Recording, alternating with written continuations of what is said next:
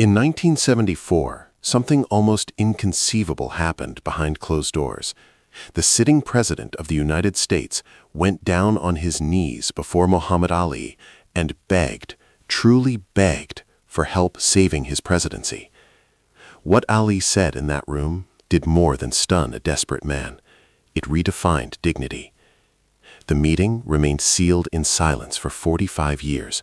Not a whisper, not a leak. Then, in 2019, a former Secret Service agent named James Kirkwood confessed the story on his deathbed. His account revealed a private collision between two powerful figures at their most vulnerable and showed that sometimes the greatest rescue is refusal. August 1974. Watergate had eviscerated Richard Nixon. The tapes were public, the smoking gun undeniable. His approval rating had plummeted to 24%. Impeachment loomed like a guillotine. Allies defected. Loyalty evaporated. He had days left, perhaps less. Nixon was not merely politically cornered, he was unraveling. Sleep abandoned him. Whiskey replaced it. Even Henry Kissinger would later describe those final days as chaotic and barely functional. Desperation breeds strange ideas. One advisor proposed a last improbable gambit: secure public support from Muhammad Ali.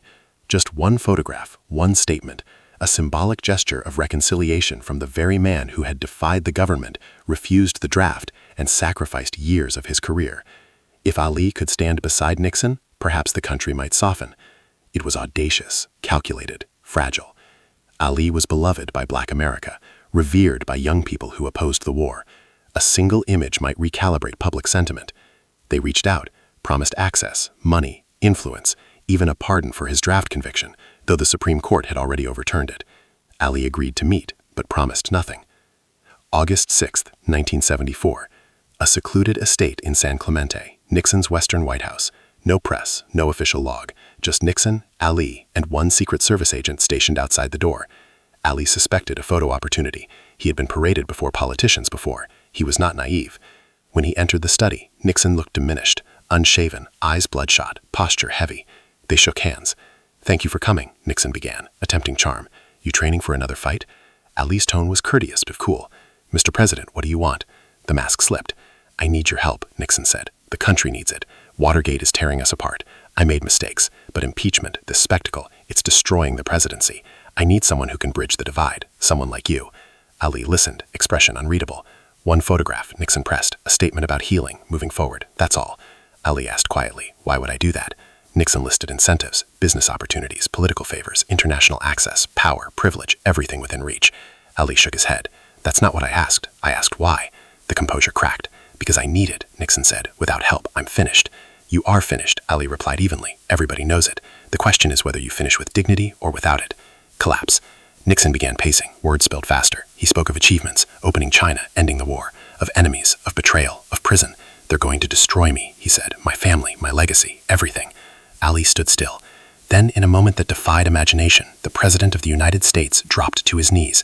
"Please," Nixon begged, "one photo, one statement. You're my last chance." Through the closed door, the Secret Service agent heard silence. Then Ali's voice, softer but unyielding. "Mr. President, stand up." Nixon did not move. "Stand up." Slowly he rose. Ali stepped closer. "I can't save a man who won't save himself," he said. "You kneeling here, begging for a picture, that's beneath you, beneath the office you hold." Nixon trembled. Ali continued, calm but resolute. "I know what it's like to lose everything. They stripped my title, took away my livelihood, tried to jail me for my beliefs. I lost 3 years I can never get back, and I learned something." Nixon stared at him. "How you lose matters more than whether you lose." Silence settled like dust. "You're going to lose this presidency," Ali said. "That's done. But you can lose it on your knees, hiding by photos, or you can lose it standing up. Admit what you did. Take responsibility." "I can't," Nixon whispered. "They're already destroying you," Ali replied.